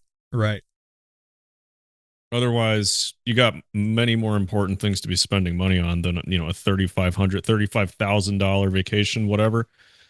Yeah. I mean, think of, you could see every national park in the country for less than that. For sure. Should we skip ahead a little bit to get past like the strategy element? Yeah, so I'm gonna skip ahead. So what we're going past here, because we're just not gonna play the whole video, is a lot more history. So Disney buying up all of these properties and production companies and all of that kind of stuff, basically to expand their net, right? They bought Pixar, they bought Marvel. What else did they buy? They bought several other things, very big things. Star Wars. Oh yeah, Star Wars, obviously. Yeah, all of this falls under Disney now, and to me, it's like I don't want anything to do with any of that. It's all gross because it's all besmirched by Disney. But here I saw this and I had to click on this. Of course, they started investing in conferences, or not conferences, but conventions. So they had their Disney event. But let's get up to here because I saw something that said religion as a cultural system here. So let's skip to the Fight Club clip because that's a red pill movie. Would copy the blueprint for how to arrest human development at age 8 while letting bank accounts mature to age 35. Oh my God! Okay, it's happening. Everybody stay calm. What's the procedure, everyone? What's the procedure? Stay calm. The religion was taking shape, but to understand how deep this goes, we need to look at what actually defines a religion. In 1973, anthropologist Clifford Geertz created a 5-part definition in his work, The Interpretation of Cultures. His definition breaks religion down into 5 essential elements. I'm not going to let him list these. I would like to look at this list here. Come on, give me the list. Give me the list. I want the list. Give me the list. It's only on there for like a split second. I know, that kind of sucks. Hang on. Religion down in. There we go. A system of symbols. 2, teachings of the nature of existence. 3, behavioral indoctrination. 4, ritual performance. And 5, treating these conceptions as real. Yes! Yes! Yes. What do you think of this list, Adam? Yeah, I mean, it sounds exactly right. So in Disney's case, a system of symbols. You got the mouse ears, all that jazz. Disney's signature, the castle, the white gloves on Mickey Mouse. Yep. Princesses. So you got your system of brand elements. Teachings of the nature of existence. Now that's interesting. I mean, that would like for the longest time, like Disney was all about magic is real and believing is everything. Yes. Can you think of anything else? In the early days, there were some, I won't say exactly religious elements to the early Disney stuff, but there was a lot of like traditional storytelling. So like Sword and Stone, Snow White, Robin Hood, retelling, yeah, reframing it within the Disney brand. There were certainly like moral teachings in old Disney movies. There still are now. They're just secularized. They're detached from any kind of culture that grew them naturally, right? It's like I mean, God, I don't know if I've seen a Disney movie in the last 5 years. Like a new one or just in general? But like Turning Red, was that Disney? I think so. We'll just go with Moana. Frozen. Pick one. All right, Frozen. Let's talk about Frozen. Everybody was crazy about Frozen for years, especially feminists for some reason. Can't figure out what that is. But people would sing those songs and they would say lines from it. They would make references to the movie, and they based their sense of morality and values off of characters in Frozen. You and I saw this all the time with young women our age in our 20s, didn't we? Mm-hmm. They loved that movie. They loved it. It was crazy. And even back then I was like, this is cringe as Harry Potter was another good one that taught people about the nature of existence. Harry Potter's a perfect example, actually, because everybody calls Trump Voldemort, and they're like, oh, the MAGA people are Death Eaters. Yeah, but let's stick with Disney here. Teaching of the nature of existence, like, we'll go through that. Like, I think the retelling of all the stories, like all the quote-unquote Disney classics, are all based on stories that are completely different. Mm-hmm. They're like Disney re-engineered them to be like an idealized version. Behavioral indoctrination, I think that goes more along the lines of the what you're saying about songs. Oh yeah, for sure. And that bleeds into ritual performance. You have all the children and young adults and then Disney adults in the country singing these songs, doing these dances, thinking that they're in the movie or pretending that they're in the movie, which also bleeds into number 5, which is treating these conceptions as real. And I mean, that's like the core of Disney's business, is making magic real. Right. Like Disney was obsessed with that. Right. Right. I think Teachings of the Nature of Existence stands out the most to me because the value system that Disney adopted that was different from the original Disney was completely not completely, but it's so different from how it used to be, obviously. And as far as like moral teaching, so maybe Harry Potter isn't it, but Star Wars certainly is. People are like, it's the Empire, it's Darth Vader, we live in the Empire, we're stormtroopers, Luke Skywalker, whatever. They make all these references to these stories. I do it all the time myself. I try not to, but it's so ingrained in millennial culture specifically that these are the ways in which we measure morality. Like you'll see all the time, like there's a right-wing meme making fun of leftists, and they're like, see, the cartoon character agrees with me. Because they have Sonic beating up a Nazi or something. You know what I mean? Yeah. Well, I mean, one more thing about Teachings of the Nature of Existence, like Walt Disney himself was a very special person in the sense that he wanted to live in Neverland. Like he never wanted to grow old.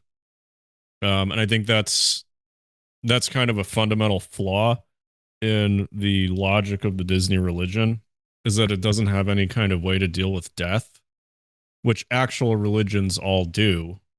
Interesting. So Disney's religion has nothing to do with that because, well, that's simply not true. That won't happen.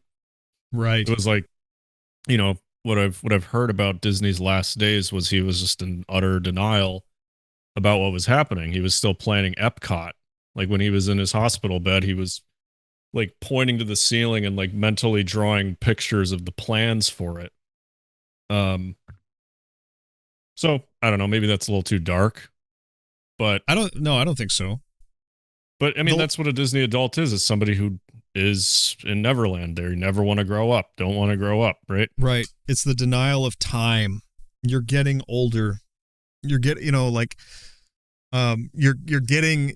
older. It's okay. Everyone does. But it's another one of those things where it's so unavoidable. It's so natural that people who are ensconced and protected from the realities of the world become increasingly decadent and get so uncomfortable with things like this that they'll just avoid them forever.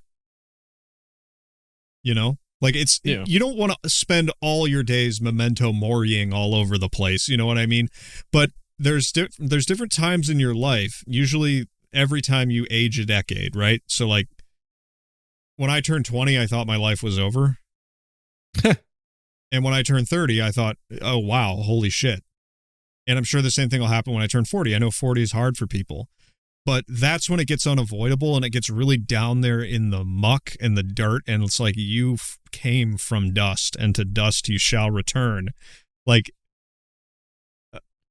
these are things that people avoid by prolonging childhood. They avoid they avoid the typical rituals of becoming an adult, becoming an older, more mature person, becoming old. Like there's so many people who are like afraid of their hair turning gray and that sort of thing. Understandable, completely understandable, because it reminds you that you are merely a human being, a creature that came from the dust. I want to continue this documentary or video or whatever, but it is interesting that direct connection. And if, as they were saying, other brands were learning from what Disney was doing here, it's no wonder there are so many people out there that just have no idea how to deal with being a human being, because the answer has always just been consume the product and get excited for next product. Right. And that's all that matters. And that's what's going to teach you and all this. And it's really kind of crazy, but it is true. Every single brand in the world that has a marketing department, the ultimate goal is to steal your soul. They'll rarely be able to actually accomplish that. But that's what marketing really is they want as much of your attention and resource as they can possibly get. And what better way to do that than to indoctrinate you from a young age and all your friends and popular culture and all the toys you play with and so on and so forth. No wonder we have Disney adults. Anyway, let's keep going. We'll keep going, but the last one I want to point out is treating these conceptions as real. That one, my radar went off. I can't wait to hear what they have to say about this. All right. To 5 essential elements: a system of symbols, teachings about the nature of existence, behavioral indoctrination, ritual performance, and treating these conceptions as real. Disney checks every single box. First, they created a system of symbols. Mickey Mouse has a 97% name recognition rate in the United States, which is that's got to be higher than Jesus. Definitely. Higher than Santa Claus, meaning... Okay, well... Oh. Okay. All right. I think I'm gonna... Well, a corporate mascot is more recognizable than a figure from centuries of Christian tradition. But Disney doesn't just create its own symbols. It appropriates religious imagery and repackages it as entertainment.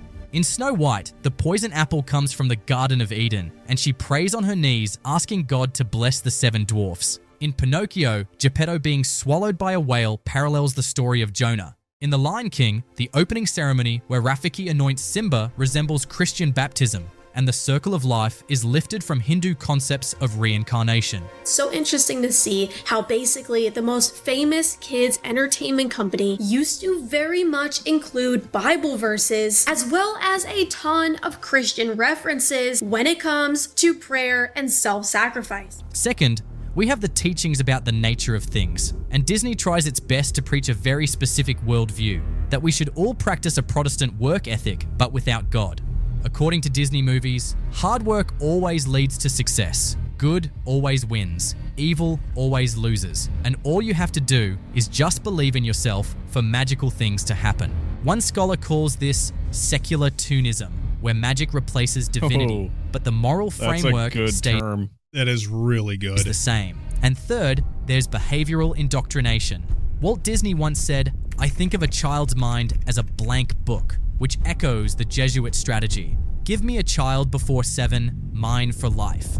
But Disney doesn't stop when you become an adult. He just brought up the Jesuit question in my video about Disney. How dare he? They follow you with Marvel, Star Wars, and live-action remakes, so that by the time you're 30, you've literally never left the Disney universe. Fourth, ritual and performance. And this is where it gets really disturbing because Disney parks have started to operate like pilgrimage sites. In 1980, anthropologist Alexander Moore published a study concluding that Disney World borrowed from the archaic pilgrimage center.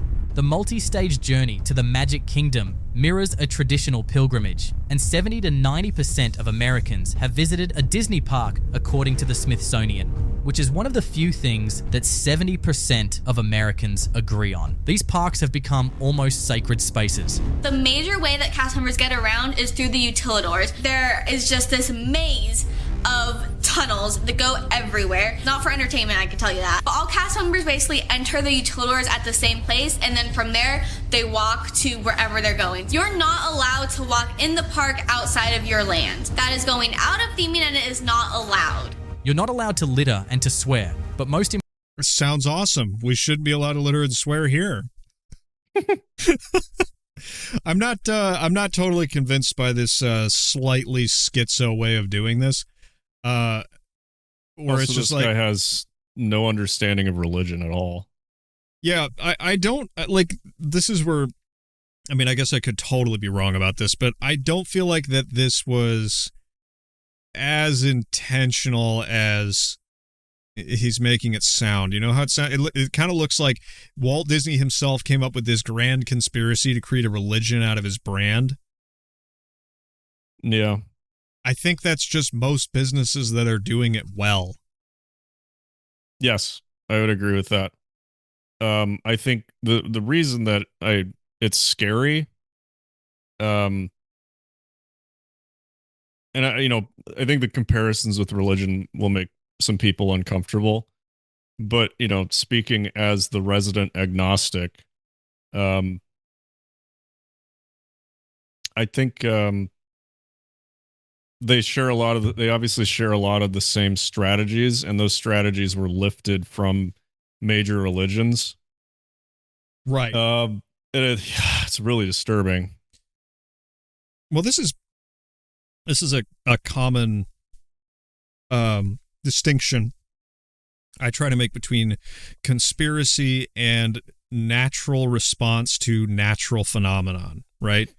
It begins to look like a conspiracy, like the Disney company dreamed up a way to make people worship it. Yeah. People naturally worship things.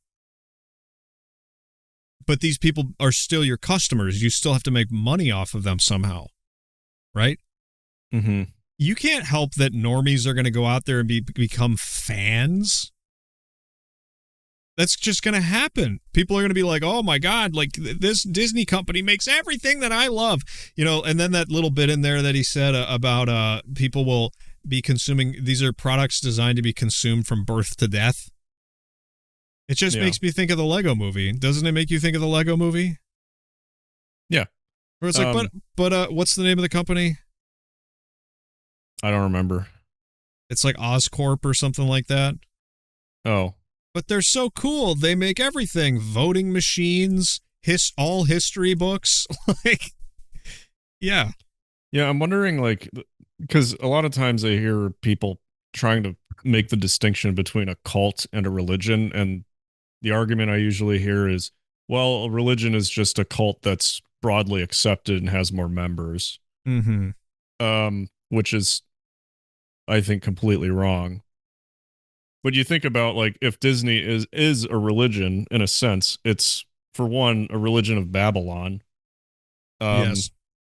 It is the Pied Piper, in a sense. When you think about it, it's like, if you go to church, what are you really getting out of that? Why do you give money to the church? They do good things for the community.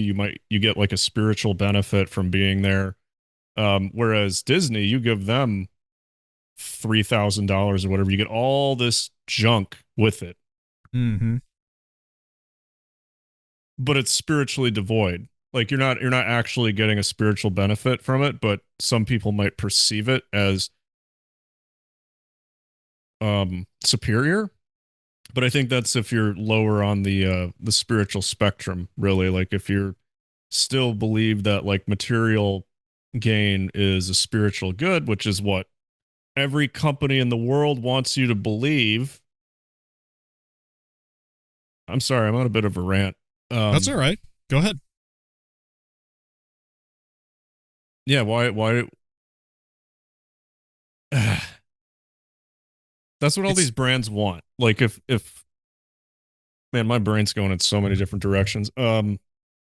Why do people still go to church? If there are these brands that can offer you, quote unquote, a similar religious experience, why are people still going to church? It's because the church has something that it offers that these places can't.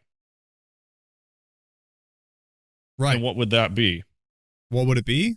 Yeah. Oh, True I meaning? don't know. Meaning that's a little bit deeper. Maybe there's something attractive about its austerity. It's not austerity. It's just older. It has weight. It's heavier than Disney, right? This is all too fast, right? When something grows organically, it takes time. When you attempt to co-opt the elements and synthesize or create a synthetic replacement for a religion, it's never going to work long term. It can't. It's not natural. Religions spring from something real. In the case of Christianity, something happened at Golgotha. Something happened there, at least, because it blew up the entire known world. It hasn't even come close to dying. No, and even though, so I had an awesome conversation with a listener, actually, someone I know personally, about what we were talking about with the little drummer boy clip on the Burning Point USA episode. Yeah. it was like, why does this disgust Christians, even though it's pretending to be Christian? It's almost more disgusting that it's pretending to be Christian. And Disney has become like almost universally cringe because it's trying to be your life. It's like, silence, brand. I have other things that I think about that don't involve Mickey Mouse. There's other things in life other than you. And they're like, but how about a little bit more? How about a little bit more? Yeah. Here's what I'm thinking too. Like, so Disney as a brand is wearing religion as a skin suit. It's following all the same like directions. Like they're analyzing it from a marketing standpoint and from a psychological standpoint. They're trying to mimic whatever has worked on human minds since we've been around. Mm-hmm. And they still can't quite do it. No. And I think the reason is because they aren't aware of the deeper magic of major religions. They don't understand the spiritual principles, the invisible element of it that has kept people coming back and, giving the ultimate sacrifice billions of times over for the belief system.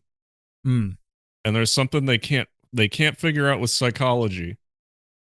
They can't figure it out with all the brand advisors, the greatest marketing minds in the world. They can't quite figure it out.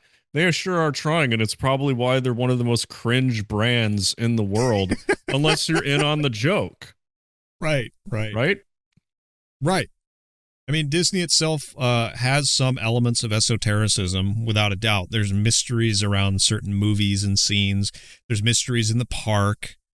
There's all sorts of questionable things that go on, like the tunnels the guy was talking about. Like, oh, they have tunnels. It's like there's mysteries about Disney, right? So there's like I wouldn't say there's a mystery school, but there's room for esotericism in Disney. Spirituality, actual religions have thousands of years of this. Like, if you want to dig really deep on Christian theology, the Bible and stuff, there's so much you can dig on, so much. I don't know if you can do that with Disney quite as much, Well, it's like they're trying to hit the fast forward button. They want all that benefit without the it taking thousands of years to establish power. Anyway, I think we should keep watching. I got to know what the hell a Disney adult is. Okay. Returning to a better time, just by spending money. That's why critics call it a religion that has been perfectly optimized for capitalism. There's a French philosopher named Bernard Stiegler who spent his career studying how consumer capitalism deliberately infantilizes people. His argument was simple. Fully formed adults make terrible customers because they think long-term, they fix broken things instead of replacing them, they think critically about purchases, and they can delay gratification. Children, on the other hand, are perfect consumers because they live entirely in the present moment with zero concept of future consequences. They want things immediately and will throw tantrums if denied, making them purely emotional decision makers with no logic involved. They're incredibly easy to influence with bright colors, mascots, and simple messages since they don't understand money or long-term costs. They don't fix anything either, they just want a new replacement, which from a corporation's perspective makes them the ideal customer profile. So the wheels at Disney began to turn.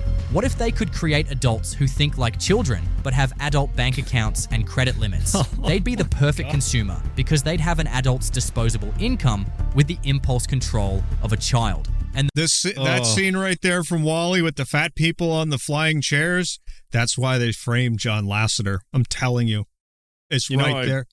I put WALL-E on one of our movie lists. We'll have to watch it. We will have to watch WALL-E. There's so much in there. Yeah, I don't think the average consumer realizes just how much work goes into everything that they touch. Yeah. 100%. And one of the things that I would say about WALL-E in particular is that we were all laughing at this, and it was horrifying. Like, I remember seeing WALL-E for the first time being like, oh my God, all these fat people in chairs with screens in front of their face. I don't want that to happen. That's horrible. We're there. It's like the same reason I had a hard time playing Cyberpunk. It was because it was too real. It was already happening. That's the scariest kind of science fiction, when you walk out of the theater and you're like, oh, it's here. Yeah, The we live in a metrics- sci-fi movie, and it's not a really fun one. No. Prove this strategy worked. According to a 2024 analysis, only 36.7% of Disney World visitors come from households with children under 18, which means approximately That's 63% are from households without children. A former Disney Parks executive stated that on a given day, 40% to 50% of parkgoers at Disney World could be child-free adults. And even more revealing is that 42% of people who waited in line to meet characters at Disney parks were childless adults. Disney saw this shift happening and pivoted hard to accommodate it. In 2012, Be Our Guest restaurant became the first restaurant in Magic Kingdom's 41-year history to serve alcohol. What is it with the alcohol? Why do they do this? What is this? What does alcohol do? That they, I mean, I know it's an adult beverage or whatever, but it makes you dumber. Well, I know, but this is a theme in so many dystopian books, but not even dystopian books. Like, I'm thinking about frickin' Crime and Punishment. Like, almost the whole first half of the book is Raskolnikov trying to figure out how to get more money for booze. Because he's so sad, and he's so destroyed by the way the world treats him that he spends the first half of the book and even parts of the second half just scamming about for money so he can buy another pot of beer, as it said in the translation I read. There is something going on with this. I'm telling you. I'm reminded of something I remember Jordan Peterson saying years ago, something like, yeah, just get kids in college, douse them with alcohol, and then let the magic happen, or something like that. There's something, yeah, it does make you dumber. It makes you more impulsive, but I don't know. It's very It makes weird. you more like a kid. That is true. I asked a friend of mine. I don't have kids, but I'm not particularly good with kids. But I asked him one time. I was like, "Well, how do you just like let loose and like do that?" Because I watched him playing with his son, and he was like, doing a really good job. And I was like, "How do you do that?" He's like, "Well, whiskey helps." Yeah. So I guess a lot of these people, like, having some place to cut loose and become dumber and more impulsive is exactly what they want, because they're already programmed to act more like children. So if you throw a chemical in there that makes it even more so, why wouldn't you do that? That's a little chilling. I don't know. By 2018, all sit-down restaurants in Magic Kingdom were serving alcohol. Today, more than 110 Disney World venues serve alcohol, including every sit-down restaurant in all 4 theme parks. After all, what better way to attract adults than by giving them booze, while also further lowering their impulse control? They even engineered the parks at a psychological level to trigger childhood nostalgia. For example, Disney was granted a patent in 1986 for smell-emitting systems called smellitizers that use pressurized air and fans to distribute scents across the park and trigger memories and nostalgia. Everything is designed to make you feel like a child again, to lower your psychological defenses, and basically to make you stop thinking like an adult and open your wallet with no consideration of the consequences. And Aye, dude. I believe it. Well, it's to just use a Disney story. Well, not that it's theirs, but it's the version I know. Pinocchio. And to refer to Jordan Peterson again, he always talked about that Pleasure Island thing. Yeah. Pleasure Island. Like, the kids go there, they gamble, they get drunk, they smoke cigarettes, and they turn into asses. That's why Michael Eisner's first move towards this was making a place literally called Pleasure Island where they served booze. Right. I can't believe I even missed that. I'm losing my touch. It's okay. You've just been smellitized. It's working. In the meantime, actual adult skills are disappearing from the population in the real world. Adulting classes are now teaching 20 to 30-year-olds how to sew buttons, cook eggs, and do laundry. Michigan State University launched Adulting 101 in 2019 with sessions on money management, community engagement, conflict resolution, and basic home skills. They've had between... I suspect the boomers are to blame for this. You're supposed to teach your children how to live in the world, man. But if you don't have the skills, then what are you teaching them? 50 and 1,000 participants per session. UC Riverside has an entire adult program designed to support students in meeting their basic needs. It seems Gen Z is having a very difficult time in the workplace. Some of the reasons they listed, well, a lack of motivation, a lack of initiative, a lack of professionalism, poor organizational skills, poor communication skills, difficulty working as a team. These were supposed to be the most educated, most credentialed generations in human history. So where did all the competency go? It went into Disney expertise. They can tell you every restaurant menu at every Disney park. They know every ride wait time pattern throughout the day. They know every pin release schedule, every character appearance time, every hidden Mickey location, every secret menu item. So what this man is saying is that being a Disney adult is like it's kind of like a weird form of autism. It's like supplemental education.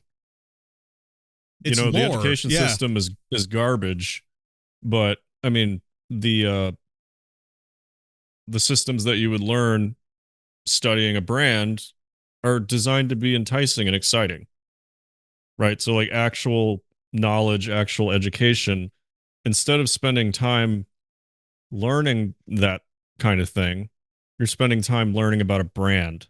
Right. It's like, for example, my extensive knowledge of the video game industry and especially Western game development. I don't develop games. I don't even play that many video games. I mean, I play a fair amount, but I'm not like, that's not like all I do.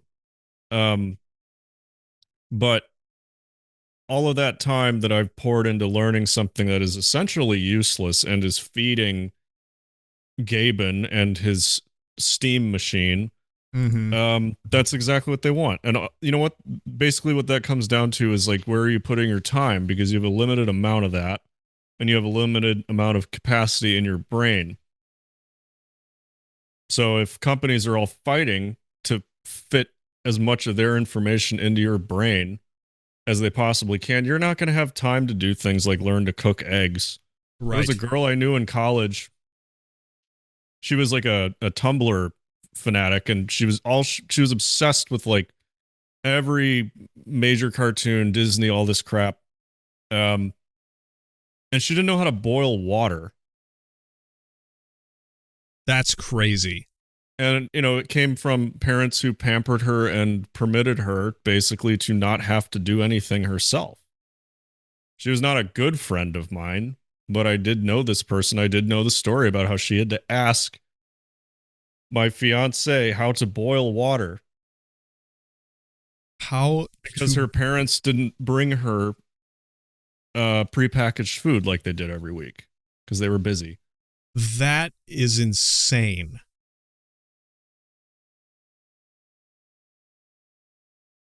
Yep. Didn't know how to boil water? Yeah, so if your parents are lazy parents and they just want to stick you in front of Netflix or Disney Plus or whatever, you're going to have a corporation training your kid about what's important in life. And what's important in life are Disney menus, apparently. That's just mind-blowing.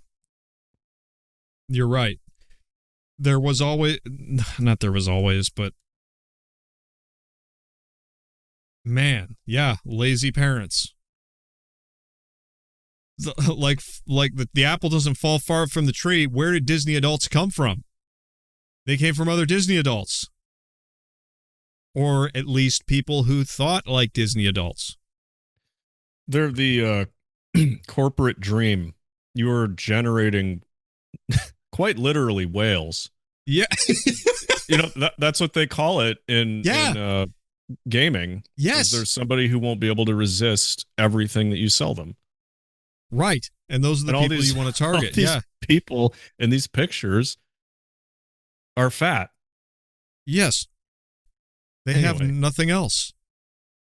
They have nothing else. I don't know if you remember this, but we actually knew a Disney adult who's easily into her 70s now. But at the time, it was just like, oh, you know, she has an obsession. She really likes Disney. Oh, that's cool. Like, we're little kids. But now it's just like, oh my God. They've been with us this whole time. It's just now it's a pandemic. It's a pandemic, I say. So we can't watch this whole thing. We're going to run way over time if we do. I recommend the video again, Internet Education, the Brainwash of Disney Adults. Obviously, since I haven't watched the thing, I can't tell you if everything about it is great. But I do want to kind of see what his conclusion on this is. I see Idiocracy here at the end. So, I mean, shocker. He drew a connection between the movie Idiocracy and Disney Adults. We're just going to what's that? Oh, and reality. Because that's what we live in. And reality. So we're just going to go through the last few minutes of this and see what kind of conclusions Internet Education came to in the making of this video. Here we go. Yes. Water. Like out the toilet? That was satire in 2006. Let's look at where we are now.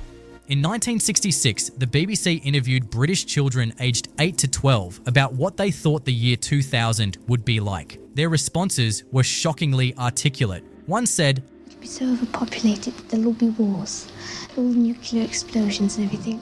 Another predicted, People are going to be out of work and a great population. I think something has to be done about it. Another said, I think it'll be, people will be regarded more as statistics than as actual people. These are children speaking with philosophical depth in complete complex sentences, making predictions that turned out to be correct. Fast forward to today, and the metrics tell the story. The average movie shot length was 12 seconds in the 1930s. Now it's 2.5 seconds. Song intros were 20 seconds in the 1980s. Now they're 5 seconds. The average pop songs decreased by almost a minute just between 1998 and 2018. And TikTok creators are advised to keep their videos between 30 and 60 seconds long. And many people now watch YouTube at 1.5 or 2x speed because normal speed feels too slow. We literally cannot tolerate a normal human pace anymore. The language has collapsed too. Adulting treats basic maturity as a temporary performance, while self-care means buying products and avoiding responsibility. And bedrotting is scrolling all day, rebranded as wellness. These are child concepts dressed up as adult vocabulary. Media literacy has completely collapsed. I saw it on TikTok is now considered research. People can't distinguish between news, opinion, satire, and fiction anymore. Did you catch that? Yep. One more time. Has completely collapsed. I saw it on TikTok is now considered research. People can't distinguish between news, opinion, satire, and fiction anymore. That is freaky. That is true. It has been true for as long as film has been alive, my dude. It's nothing new. It's just now it's so obvious. It's like it goes back to the guy in this car. We know in the first part of the podcast, you know, he's living in a dream world. He's living in a made-up word world. You know, that's a concept we've talked about before, word worlds, where you have no connection to the flesh and blood and dirt of the earth, and you just live in a word world, a logic that is resting on premises that are shaky at best, or that are emotionally driven, as opposed to something that's rationally derived from the concrete that is the material world. Like, well, and I think that's kind of the problem, is that when you rarely have to solve real problems because there's always a band-aid solution, which is distraction right next to you, like calling to you, then you don't really develop critical thinking skills or any kind of real skills, like even learning how to do self-care.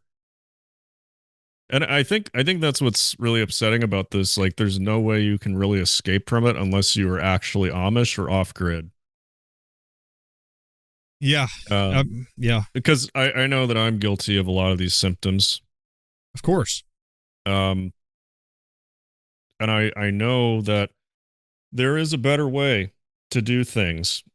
There's a more wholesome, holistic way to live life than to be at the beck and call of the tech companies and basically every company fighting over you.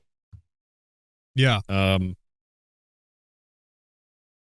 And offering your silly monkey brain all of its heart's desires at Pleasure Island.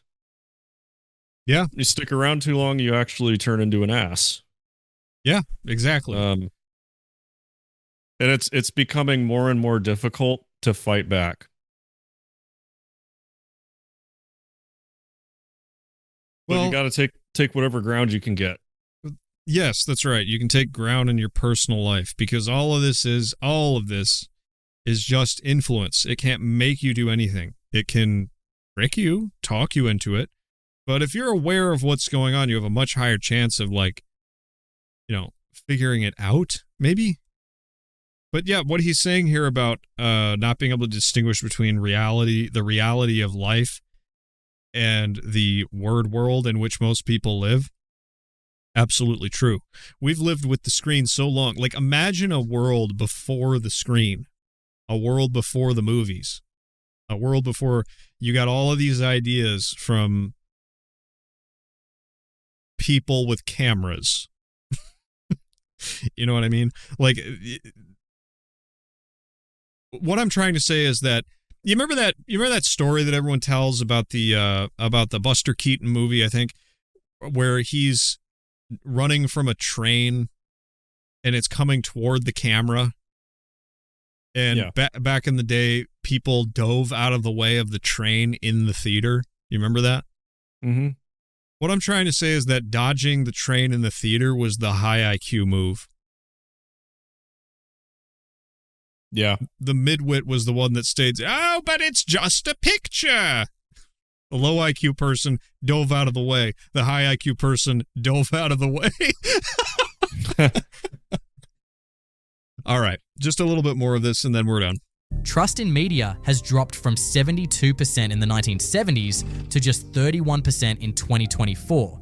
But that's not because people got better at critical thinking, but because they lost the ability to evaluate sources at all. And this is where it connects back to everything we've been talking about. In Idiocracy, corporations don't need to hide their control anymore. President Camacho is sponsored by Braundo. The entire government is just corporate branding. And nobody questions it because nobody has the cognitive capacity to question it. That's the pattern in every corporate dystopia. When your population becomes too dumbed down, too distracted, too infantilized to govern itself, corporations step in to fill the power vacuum and promise to take care of everything. People accept it because thinking for yourself is exhausting, and they've been trained from childhood to trust the brands. Disney adults have already shown us how this works. They've pledged allegiance to their corporate overlord. They defend Disney against all criticism. They attack anyone who questions Disney, and Disney has become part of their identity. They don't see themselves as customers. They see themselves as subjects in the Magic Kingdom. This is the relationship every corporation wants with everyone. And that's the trickiest, nastiest part is what he just said I disagree with. He said, here, let me play this one more time. Subjects in the Magic Kingdom. Oh, anyone who questions Disney, and Disney has become part of their identity. They don't see themselves as customers. They see themselves as subjects in the Magic Kingdom. No, they don't. They don't know. They don't know that's what they are. They just like Disney. That's the best kind of convert, the one that doesn't know. Doesn't care to know. Doesn't care to know. You come in, you're like, you're a bunch of sheep, we'll go on Disney. They go, yeah, whatever. Okay. It's like, get red-pilled on... What's that? Disney's fun. Let me have this. Yeah, let people enjoy things, something like that. Yeah. All right. Almost done. This is the relationship every corporation wants with everyone. Think about the messaging. Don't worry about your problems, just trust Amazon. Don't worry about healthcare, just trust Apple's health tracking. Don't worry about privacy, just trust Google. Don't worry about safety, just trust Tesla's self-driving. Corporations are positioning themselves as benevolent caretakers, and infantilized populations accept it because thinking is hard and trust is easy. But what about resistance? About fighting back? Well, the thing is that resisting corporate control requires critical thinking, delayed gratification, community organization, long-term planning, and sacrifice for future generations. Every single quality required to resist is a quality that's been systematically drained by the same corporations that want control. Idiocracy wasn't a comedy. It was a warning we ignored while becoming the thing we laughed at. President Camacho seemed impossible in 2006, but now he's inevitable. Disney adults aren't weird fans. They're the warning sign of exactly where we're all heading, and that's a civilization-wide regression engineered by corporations for profit, defended by victims who've been trained to love their chains as long as those chains have Mickey Mouse on them. What an ending. Half the clips he played are from our movie list. I saw Snowpiercer, a Lego movie. The Matrix. The Matrix, obviously. I don't think we put Idiocracy on there. I honestly don't know if I could do it. But yeah, this is scary.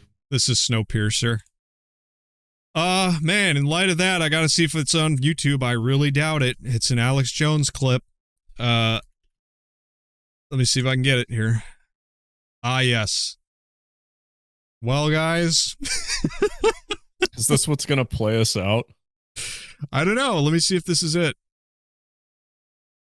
Look, when you realize how fake it all is, the football, the basketball, the Lady Gaga, the Justin Bieber, who gives you these carbon tax messages. They tell your kids they got to love Justin Bieber, and then Bieber says, hand in your guns, pass the Cybersecurity Act, and the police state's good, and then your children are turned into mindless vassals who now they look up to some twit instead of looking up to Thomas Jefferson or looking up to Nikola Tesla or looking up to Magellan. I mean, kids, Magellan's a lot cooler than Justin Bieber. He circumnavigated with one ship the entire planet. He was killed by wild natives before they got back to Portugal, and when they got back, there was only like 11 people alive of the 200 and something crew, and the entire ship was rotting down to the waterline. That's destiny. That's will. That's striving. That's being a trailblazer and explorer. Going into space, mathematics, quantum mechanics, the secrets of the universe. It's all there. Life is fiery with its beauty. It's incredible detail. Tuning into it. They want to shut your mind talking about Justin Bieber.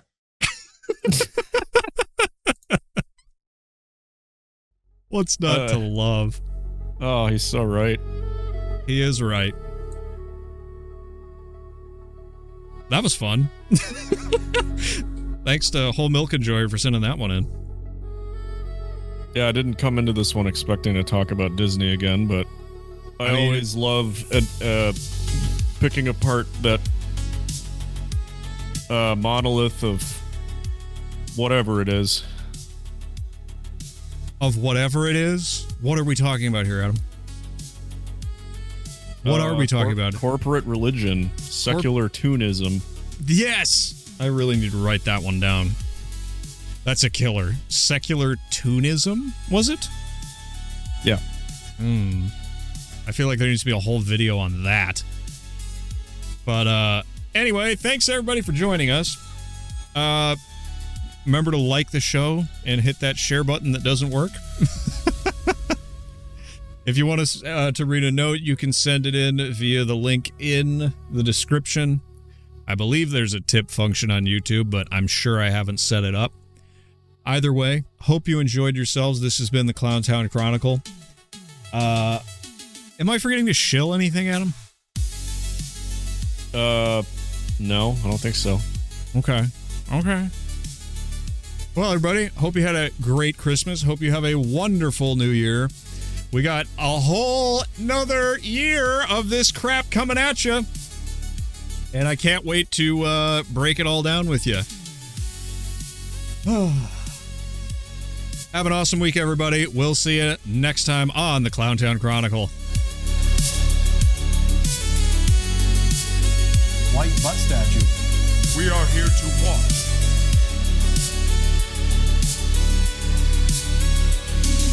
We're independent thinkers. Roger, roger, roger, roger, roger, roger. Why does this matter?